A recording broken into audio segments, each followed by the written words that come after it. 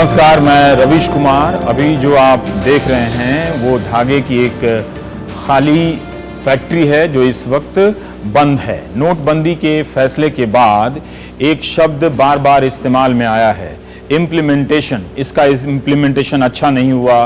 वित्त मंत्री ने कहा कि इससे अच्छा तो हो ही नहीं सकता था। प्रधानमंत्री ने कहा कि अगर हम तैयारी ना करने का आरोप लगता है, ये वो लगा रहे हैं जिन्हें तैयारी करने का मौका नहीं मिला अपने माल को शिफ्ट करने का। तो इस तरह की बातें हो रही हैं। लेकिन इम्प्लीमेंटेशन के बाद एक और शब्द है इम्पैक्ट। असर क्या हो रहा है इसका हमारी अर्थव्यवस्था पर। 50 दिन के बाद क्या होगा ये कोई नहीं जानता, लेकिन इन 50 दिनों के दौरान हमारी अर्थव्यवस्था पर क्या असर पड़ रहा है ये हम देखने के लिए गाजियाबाद की इस एक फैक्ट्री में आए हैं जो नोटबंदी के बाद से बंद पड़ी हुई है। ये ऑटोमेटिक मशीन का कारखाना है। एक तरह से 15-16 लोग यहाँ पर काम करते हैं और ये मशीन ने काम करना एक तरह से बंद कर दिया है। लेकिन कई सेक्टर से आप अखबारों में पढ़िए तो कई सेक्टर से आपको ये जानने को मौका मिलेगा, खबरें आएंगी कि कभी धागा बनाने में, कभी पावर लूम वालों के यहाँ, तो कभी अन्य चीज़ों के यहाँ फैक्ट्रियां बंद पड़ रही हैं, मजदूरों को काम नहीं मिल रहा। तो इम्प्लीमेंटेशन से आगे चलकर हम इम्पैक्ट की बात करते हैं। देखिए, नौकरी जाने की अब बात होने लगी है। फाइनेंशियल एक्सप्रेस ने लिखा है कि 4 लाख तक कई सेक्टरों में नौकरियां जा सकती हैं। फिर किसी ने कहा कि नहीं, नौकरियां नहीं जाएंगी। लेकिन मैं आपको याद दिला दूं कि पिछले कई महीनों में अखबारों में इस तरह की खबरें छप रही हैं कि नौकरियां सृजित नहीं हो रही हैं, नौकरियां कम हो रही हैं, बढ़ नहीं, वो पहले से ही कम हो रही हैं। तो कम होने का मतलब ये है कि नए लोगों को मौका नहीं मिलता है और जो लोग उसमें काम कर रहे होते हैं वो बाहर जा रहे हैं। तो इस नोटबंदी का इम्पैक्ट क्या हुआ ये आपको सोचना पड़ेगा। तो टोटल जीडीपी पर क्या असर पड़ेगा, लेकिन पहले आपको हम बताते हैं कि नोटबंदी से पहले जीडीपी को लेकर किस तरह के आशावाद को व्यक्त किया जा रहा था। 5 अक्टूबर को ये गूगल से मिला है, इंडिया इंटरनेशनल मॉनिटरी फंड जो है IMF, वो एक तरह से ऐलान करता है कि भारत में 2016-17 में जीडीपी की दर 7.6 से लेकर 8% तक रहेगी और ये चीन से ज्यादा 6.6। उसी तरह से फिट्च एक FITCH एक रेटिंग एजेंसी है जिसका अनुमान है कि 2016-17 में जीडीपी की दर हिंदुस्तान की 7.5 से लेकर 7.77% तक रहेगी। अब अरविंद पनगढ़िया साहब है नीति आयोग के उपाध्यक्ष, वो उनका 15 जून के एक अखबार में बयान छपा है कि बहुत अच्छा मानसून होने वाला है और हो रहा है, इसकी वजह से हम जीडीपी 8% तक छू सकते हैं। और वित्त मंत्री जेटली साहब का भी जून के महीने में बयान है कि कई कारणों से, जिनमें एक मानसून भी है। सोचिए, जब मानसून आया था तो कितना लोग खुश थे कि जीडीपी काफी बढ़ने वाली है, तो 7.6% वो बताते हैं। अब क्या है, पूर्व प्रधानमंत्री मनमोहन सिंह ने राज्यसभा में कहा कि 2% जीडीपी कम हो जाएगी। 2% मतलब जो अनुमान लगाया जा रहा है 7.6 में से अगर आप 2% घटा दें तो हिंदुस्तान की जीडीपी हो जाती है 5.6%। ठीक। और एम्बिट कैपिटल एक रिसर्च ग्रुप है, इसने सबसे पहले भविष्यवाणी की थी कि 2016-17 की जो जीडीपी है उसकी एक तिमाही की जीडीपी 3.5 रह जाएगी और 2018 में जो जीडीपी है वो 5.8% रह जाएगी। जबकि इसी ने ये भविष्यवाणी की थी कि 7.3% जीडीपी रहनी चाहिए। तो इतनी जीडीपी में गिरावट है। गोल्डमैन सैक्स ने कहा है कि 2016-17 में जो जीडीपी की पहली भविष्यवाणी उसने 7.6% की थी, अब वो 6.8% ही रहेगी। CMIE centre for monitoring Indian economy का अनुमान है, इसने खर्चा लगाया है कि जैसे आप लाइन में लगे हैं तो आपको मजदूरी नहीं मिली तो वो कितना लागत हुआ, कितना नुकसान हुआ, बैंक को कितना सारा अधिक कर्मचारी लगाने पड़े, उन कर्मचारियों की मेहनत का सब टोटल कॉस्ट किया है, नोटों की छपाई। तो उन्होंने बताया कि इन 50 दिनों के दौरान, और उन्होंने साफ कहा कि बहुत ही कंजर्वेटिव एस्टिमेट है, मतलब बहुत हाथ बांध के जो उन्होंने मोटा मोटी अनुमान लगाया है कम करके, तो 1,28,000 करोड़ की लागत आती है ये नोटबंदी के कारण 500 और 1000 रुपए बदलने की। ये उनका कहना है CMIE centre for monitoring Indian economy के चीफ का। तो ये एक तरह से ये असर पड़ रहा है। गांव में एक असर पड़ रहा है। हम सौरभ शुक्ला की एक रिपोर्ट का यहां पर जिक्र करना चाहते हैं। वो गए थे ग्रेटर नोएडा। अब ग्रेटर नोएडा में क्या हो रहा है कि एक चेन समझिए, आपके घर कोई दूध लेकर आता है, आप उसे चेक से पैसा दे रहे हैं, जरा चेक कीजिएगा, और दूधिया जो पैसा लेकर जा रहा है, जो दूध वाला, वो किसी बिजनेसमैन से दूध लेकर आता है, वो बिजनेसमैन गांव वालों से दूध खरीदता है। तो क्या किसी के पास इतने चेकबुक हैं कि रोज जाके वो 500,000 लोगों के बीच में चेक बांट सकता है? तो सौरभ शुक्ला जब ग्रेटर नोएडा में गए, और आप इन तस्वीरों में देख सकते हैं कि हमारी ये प्यारी भैंसें जो हैं, जिनका कोई कसूर नहीं था, अब इनको चारा और खली होता है, मतलब और थोड़ा विटामिन जैसा उनको पौष्टिक आहार है जिससे दूध देने की क्षमता बढ़ जाती है। तो वो आम तौर पर आम दिनों में 12 किलो दूध दे रही थी, लेकिन अब वो 8 किलो दूध दे रही हैं। तो यानी कि भैंसों की जीडीपी, हालांकि किसी अर्थशास्त्री ने नहीं जोड़ा है, लेकिन मुझे लगता है कि सौरभ अगर अर्थशास्त्री होते तो जरूर उन्हें नोबेल प्राइज का मिनिमम कोई छोटा रूप मिलता, लघु रूप, कि भैंसों की जीडीपी में कमी आ गई है। वो 12 किलो से घटकर 8 किलो ही, 8 लीटर ही दूध दे रही हैं। तो कहीं किलो भी चलता है, कहीं लीटर भी चलता है। सौरभ को एक किसान मिले हैं, गजब सिंह ने बोला है कि उन्होंने 2 भैंसें बेच दी 1.5 लाख रुपए में। अब वो पैसा जमा करने नहीं जा रहे हैं, डर के मारे कि क्या होगा, कि हो सकता है, उन्हें डर है कि इनकम टैक्स पूछ दे। तो कई लोग डरते हैं क्योंकि इनकम टैक्स की जो शब्दावली है उससे घबराहट होती है, जवाब देने में घबराहट होती है। और जिसे उन्होंने बेचा है उसने कोई रसीद तो दी नहीं है। तो बहुत ज़रूरी है कि जो पशु मेले लगते हैं हमारे मुल्क में, वहाँ भी डेबिट कार्ड से स्वाइप वाला मशीन हो। 2 लोग जो भैंस बेचें तो दोनों एक दूसरे के कार्ड में स्वाइप कर दें, तो सारा कुछ कैशलेस हो जाएगा। तो हम अब इस फैक्ट्री के जरिए बात करेंगे कि किसी फैक्ट्री पे इस फैसले का क्या असर पड़ा है। तो अरुण शर्मा जी हमारे साथ हैं। अरुण शर्मा जी, आपकी एसोसिएशन का क्या नाम है यहाँ पे? अरुण शर्मा, गाजियाबाद इंडस्ट्रीज फेडरेशन का प्रेसिडेंट तो उसमें पूरे डिस्ट्रिक्ट गाजियाबाद का। आप लोग भी तो बहुत लोग राजनीतिक लोग होते हैं, तो वो भी हैं आप? जी, ये हमारा गैर राजनीतिक संगठन है, हम लोग किसी दल से नहीं जुड़े हुए। अरुण जी, मैं थोड़ा सा जानना चाहता हूँ, चलते भी रहिए, लाइए अब मैं पकड़ लेता हूँ कि बहुत सारे लोग ये जानना चाहते हैं। देखिए, हम पत्रकारों की एक सीमा भी है कि हम आर्थिक गतिविधियों को कम समझते हैं, इसलिए मेरा मानना है कि बहुत खराब रिपोर्टिंग हुई है इस दौरान, पर फिर भी ये मेरा अपना मानना है। पर मैं ये जानना चाहता हूँ कि 8 नवंबर के बाद पहले इस फैक्ट्री में क्या माहौल था और अब क्या माहौल है? माहौल का मतलब आर्थिक गतिविधियां। 8 नवंबर से पहले हम अपने प्लांट की दोनों शिफ्ट चला रहे थे। यहाँ पे 2 शिफ्ट, मतलब कितने बजे से कितने बजे तक? सुबह 8 बजे से शाम 5 बजे तक, रात को 9 बजे से सुबह 6 बजे तक। अच्छा, 2 शिफ्ट, दोनों शिफ्ट चला रहे थे। 2 शिफ्ट में क्यों चला रहे थे? क्या बहुत डिमांड थी? जी, हमारा ये सिंथेटिक यार्न का जो आइटम है, इसका स्ट्रेचिंग और भी अनेकों प्रोडक्ट्स में ये यूज होता है, तो हमारे पास डिमांड बहुत ज्यादा थी। 8 तारीख के बाद हम लोग लगभग 12-13 तारीख तक उसको कंटिन्यू चलाते रहे कि शायद कुछ बाजार की मनोदशा क्लियर होगी कि क्या होगा, कैसे होगा। 5 दिन तक, 5 दिन तक उसी 2 शिफ्ट, उसी दोनों शिफ्टों में। ठीक है। 13 तारीख के बाद हमने इसको सिंगल शिफ्ट किया। जब हमारे जितने भी डीलर्स हैं उन लोगों ने जब अपनी डिमांड देनी बंद कर दी, तो हम इसको दिन की शिफ्ट में ले आए। तो अरुण जी, क्या इतनी तेजी से डिमांड बनता है और कम हो जाता है? जो हमारे आगे बायर्स थे उनके अभी माल बिकना बंद हुआ जाओ। वो जो बायर्स हैं वो किस जगह के हैं? मैक्सिमम तो यूपी में है, और यूपी से अलग भी राजस्थान, हरियाणा के भी कुछ बायर्स थे। ठीक है। तो वो लोग भयभीत थे कि पता नहीं बाजार का क्या सीन बनेगा, तो उन लोगों ने हमारे ऑर्डर सब रोक दिए। अच्छा। हमको भी ये भय आया कि अगर हम बहुत ज्यादा स्टॉक कर लेंगे, कि स्मॉल स्केल इंडस्ट्री है, फिक्स खर्चे हैं हमारे भी, फिर हमने कुछ दिन लेबर को बैठा के 5-6 दिन उनको सैलरी वगैरह कि भाई आप बैठिए 5-6 दिन। लेकिन अब जब 12 दिन बाद भी एक अनिश्चितता का माहौल है, बाजार में कैश नहीं है, कोई भी हमारा माल खरीदने के लिए तैयार नहीं है, तो हमने फिलहाल इसको 10 बजे से 8 बजे से और 2 बजे तक चला रहे हैं, 5 से 6 घंटे के। बस उसके बाद बंद कर देते। 2 बजे बंद कर देते हैं। जैसे अब 2 बजे के बाद हम आए तो यहाँ पर कोई मशीन कोई काम नहीं हो रहा है सर, और हम लोग भी अपने घर चले जाते हैं कि जैसा होगा। अच्छा, कई बार हम लोग समझते हैं कि आपने कहा कि आप स्मॉल स्केल इंडस्ट्री हैं, कई बार हम समझते हैं कि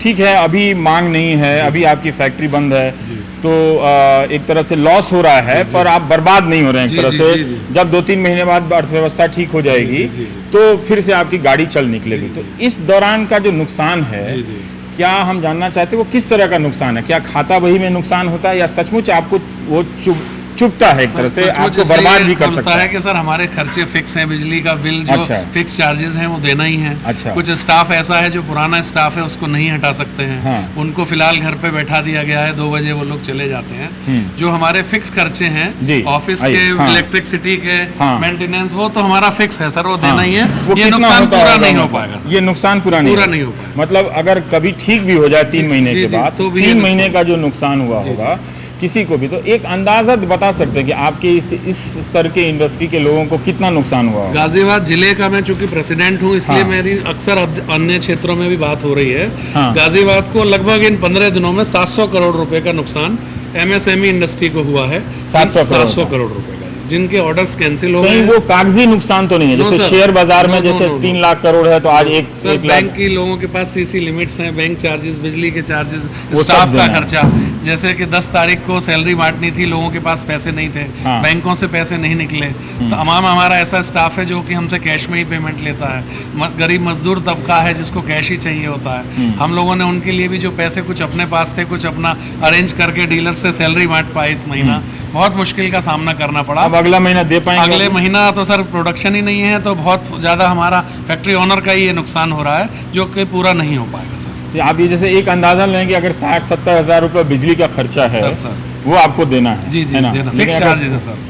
प्लांट अगर बंद है तब भी वो बिजली का उतना ही बिल हाँ आता सर, है? फिक्स चार्जेस है, वो तो हर महीने के बिल में लग के आता है। प्लांट चले या ना चले चले? या ना चले, वो फिक्स। अच्छा, ये मुझे नहीं मालूम था कि मैं ये सोच रहा था कि प्लांट बंद हो गया तो आपका मीटर डाउन फिक्स हो। चार्जेस है सर। और हमारा तो सर स्मॉल स्केल है, जो हाँ। बड़ी इंडस्ट्री है उनके यहाँ तो 4 लाख, 5 लाख, 6 लाख सबके बिल अलग फिक्स आते हैं। वो सबको अपने पास से ही पे करना तय है, चाहे आप सर। बंद हाँ, कर यूज दें। करें या ना करें सर, वो फिक्स अच्छा, है। तो ये एक नुकसान है। तो आप कह रहे हैं कि बिजनेस बुक में भी परमानेंट नुकसान है है। सर। अगर आप कमाएंगे आगे जाकर 4 महीने 5 महीने के बाद तो भी इस नुकसान की उसमें से जी, जी। भरपाई अगले करते हैं। 5 महीने बाद तो सर यही 5 महीने का नुकसान पूरा करने में 5 महीना और लगेगा। 5 महीना लग जाएगा जो तो हमें- कमाएंगे वो लॉस पूरा तो होगा। ये अगर अगले 5 महीने में कुछ अच्छा होता है 5 महीने के सर, बाद, तो भी मान लिया जाए कि ये 1 साल का आपका हम लोग जो इन 15 दिनों में ही 1 साल पीछे हो गई सर। ठीक है। ये मतलब एक धागा का आपने जी, जी, बताया है जी, कि जी, जी, जिसमें कि ये पूरी फैक्ट्री बंद हो गई है जी, बंद। जिसकी वजह से। जी, और यहाँ पे गाजियाबाद में कितना, आपने कहा कि 700 करोड़ का इंडस्ट्री है यहाँ पे, ठीक है?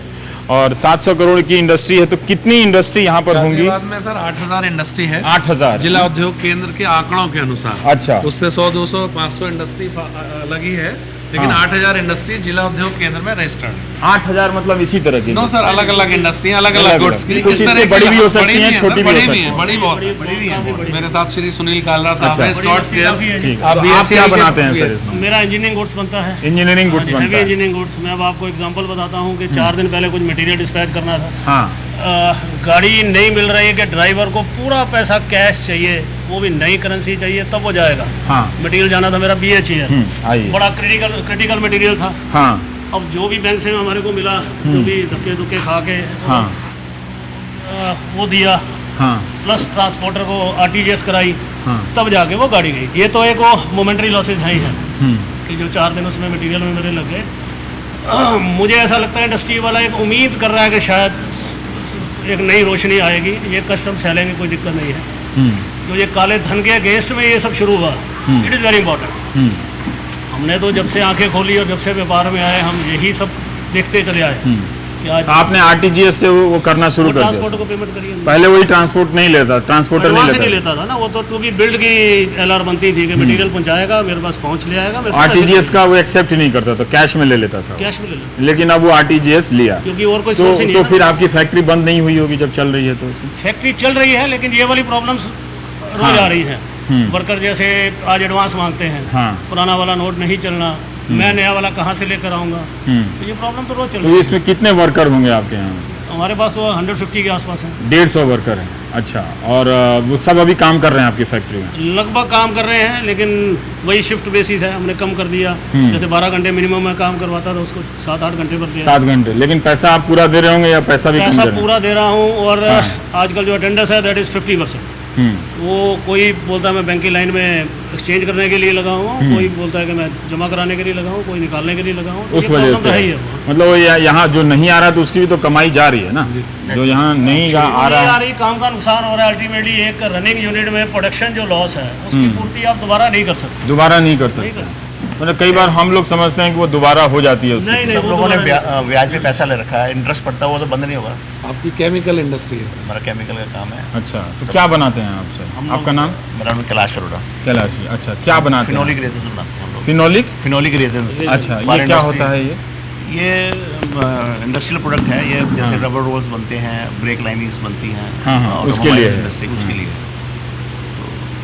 बाकी नोटबंदी हुई है, बहुत बढ़िया है। नहीं, उसमें हम नहीं पूछ रहे, हम ये आपके क्या असर पड़ रहा है, इतना घबराइए नहीं कि बढ़िया है कि नहीं है, क्योंकि हम में आप में से कोई अर्थशास्त्री नहीं है ना, बढ़िया ही है सब चीज। तो बहुत है इसका, मैं इम्पैक्ट की बात कर रहा हूँ। हाँ, इम्पैक्ट क्या होता है इसकी भरपाई नहीं हो सकती। इसकी मैं चाहता हूँ कि आप लोग जो योगदान दे रहे हैं वो भी दर्ज हो कि आप लोग ने लाखों रुपए का घाटा सह के योगदान दे रहे हैं। आमतौर पे लोग ये सोच रहे हैं कि सारे बिजनेसमैन चोर हैं, इन्हीं के यहाँ काला धन है। तो हम आपको मौका दे रहे हैं कि आप भी बताएं कि आप भी देश के लिए योगदान कर रहे हैं लाखों रुपए के नुकसान के से। माध्यम से ये जरूर हम कहना चाह रहे हैं जी, ये जो विड्रॉल की एक लिमिट 50,000 रुपए की रखी हुई है, इसे वीकली कम से कम लाख 1.5 लाख रुपए वो तो सरकार रोज बदल रही है अपने फैसले, क्या पता 50,000 को नहीं बदला है, क्या पता। रवि जैन रवि जैन, हम लोग सैनिटरी फिटिंग बनाते हैं। आपके यहाँ डेली का है क्या काम? हाँ, डेली का काम है, बट इस समय डिमांड पीछे से कम होने की वजह से लेबर खाली बैठने की कगार पे है और ओवर टाइम नहीं लग रहा। जो ओवर टाइम लगता था तो लेबर का उससे सब्जी वगैरह का खर्चा चलता था।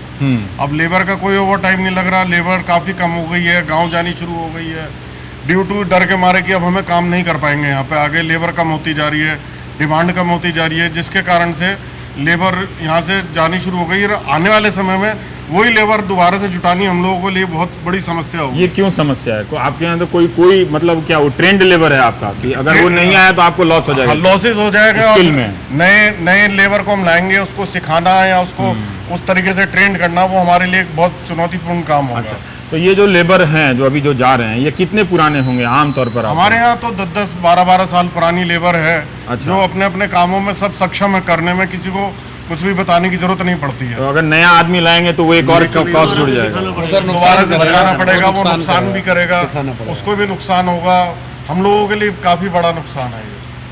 ये एक चिंता है कि भाई जो लेबर जा रही है वो लौट के आ जाए तो फिर ठीक है कम से कम। अगर काफी जगह ऐसे भी है जहाँ पूरा बाइंड अप हो गया है, पूरी की पूरी लेबर को 15 दिन का सैलरी दिया और कि आप लोग गाँव जाइए। ऐसे बहुत जगह ऐसे बहुत गारमेंट्स मार्केट में पूरा इसी तरीके से पूरा बाइंड अप हो चुका है।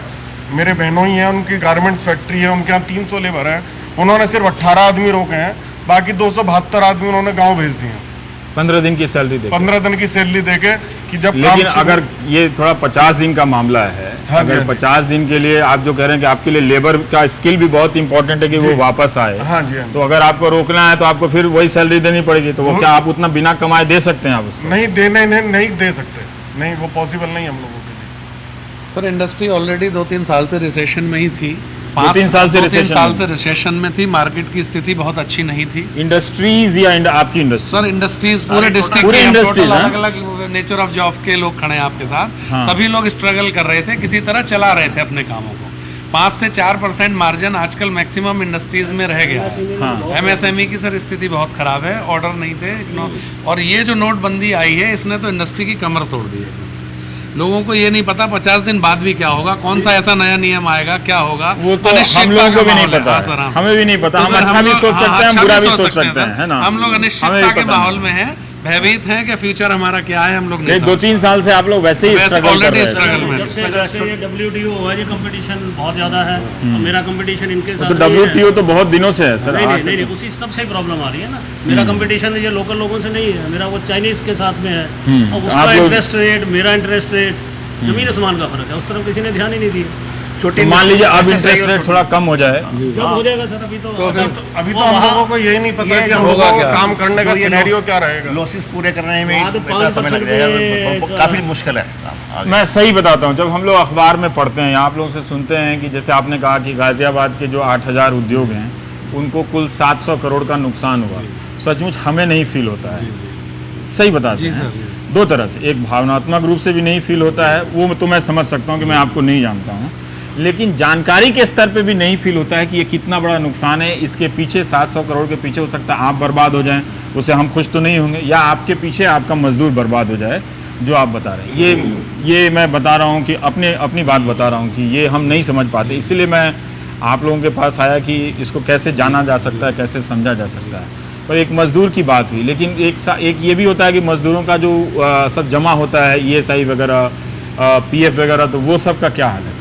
वो तो सर अभी जो सैलरी जो मंथली कटते हैं वो ड्यूज काट रहे हैं, उनका जो जमा है उनको मिलेगा। अगर मान लीजिए कि अगले महीने दिसंबर जब शुरू होता है और आपकी फैक्ट्री नहीं चल पाती है, और वो सब आपकी किताब में वो सब परमानेंट जैसे हैं, और जिनका ESI वगैरह देते हैं, तो आप सैलरी भी नहीं दे पा रहे हैं, तो क्या आप ESI वगैरह देंगे या वो नहीं देंगे? नहीं सर, देंगे। जो देना लेबर लॉ पड़ता है है। उसको फॉलो करना अच्छा, ही है उसमें हमको। छूट नहीं मिलेगी? नहीं, उसमें कोई छूट नहीं, उसमें छूट नहीं, कायदे से सरकार को उसमें छूट देनी चाहिए। उसमें कम से कम महीना 2 महीने के लिए बीच में समय देना चाहिए जी, लेकिन नहीं दे, अभी तक कोई ऐसा वो नहीं है, सर्कुलर नहीं मिला। सर्कुलर नहीं है। एक्साइज हमको हमें भी नहीं पता है कि आपको ये समस्या है कि हमको आपको पूरी समस्या आपने अभी जैसे आपने बताया कि चले ना चले बिजली का किराया देना है, क्योंकि वो फिक्स होता है ना। इंडस्ट्री वालों के लिए मुझे लगता है कोई प्लेटफॉर्म ही नहीं है। जो डिबेट होती है वो पॉलिटिकल डिबेट चल रही मैंने है। सारे इंडस्ट्री वाले पॉलिटिकल पार्टी को चलाते हैं, आप कह रहे हैं आपके लिए प्लेटफॉर्म नहीं वो जो है। चलाते हैं वो चलाते हम लोग जो मध्यम वर्गीय हैं, हम लोग गैर राजनीतिक लोग हैं सर, हमारा कोई दल नहीं है, हम तो एक आम आदमी है, आम आदमी की तरह हम लोग काम कर रहे हैं। 10-12 करोड़ की टर्नओवर क्या इंडस्ट्री वालों को अपने लेवल पे ही सुलझानी पड़ेगी, सारी सरकार की तरफ से कोई एड उसके लिए नहीं। ये तो एक जो काम होगा इसके अच्छे बुरे रिजल्ट जो आएंगे वो आप तो ही आगे देखेंगे, आएंगे, हाँ। लेकिन इसका नफा नुकसान हमें झेलना पड़ेगा। उसके लिए सरकार की तरफ से ना कोई एड आएगी ना कुछ देता हूँ, जैसे जी। कोई सुनने वाला नहीं है। हाँ। उत्तर प्रदेश में हम खड़े हैं, हाँ। अगर आप लिस्ट देखें, नेट पर चेक करें तो उत्तर प्रदेश में सबसे ज़्यादा चीनी मिले हैं पूरे देश में से। ठीक है। 300 को चीनी मिले हैं। ठीक है, हाँ। उन चीनी मिलों को चलाने के लिए पुर्जे बनाने वाले सबसे ज़्यादा कारखाने गाजियाबाद में हैं, यानी कि उत्तर प्रदेश में। अच्छा, जो मिलों के जो पुर्जे बनते हैं, ठीक। वो हमारे कारखाने हैं, फिर भी हम उत्तर प्रदेश की चीनी मिलों को मटेरियल नहीं दे पा रहे हैं अपने ही राज्य में। अपने राज्य में। उसका एक ही एक रीज़न है कि 14.5% वैट है। वो तो पुराना मामला होगा आपका, उसका इससे तो संबंध नहीं है ना। इससे नहीं है, मैं हाँ, अदरवाइज ठीक है। इंडस्ट्री की प्रॉब्लम्स हाँ। बता रहा हूँ। अब वो उत्तर प्रदेश में सबसे ज़्यादा चीनी मिले, पुर्जे हम सबसे ज़्यादा बनाने वाले लोग, और हम उनको कैटर नहीं कर पा रहे हैं। मैं प्लेटफॉर्म की बात कर रहा हूँ, कोई सुनने वाला नहीं है। मझोले किस्म के उद्योग धंधों से जुड़े लोगों से बातचीत हमारी चल रही है। ये बात भी सामने आ रही है कि आर्थिक तंगी के कारण सबने अपने अपने खर्चे समेटे हैं। ऑफिस का खर्चा से लेकर शहर में लगने वाले होर्डिंग के खर्चे को भी एक तरह से सीमित किया गया है। आगे भी हम बातचीत करेंगे दूसरे सेगमेंट में कि और इन उद्योगों को नोटबंदी के कारण किन समस्याओं का सामना करना पड़ रहा है, लेकिन ब्रेक के बाद।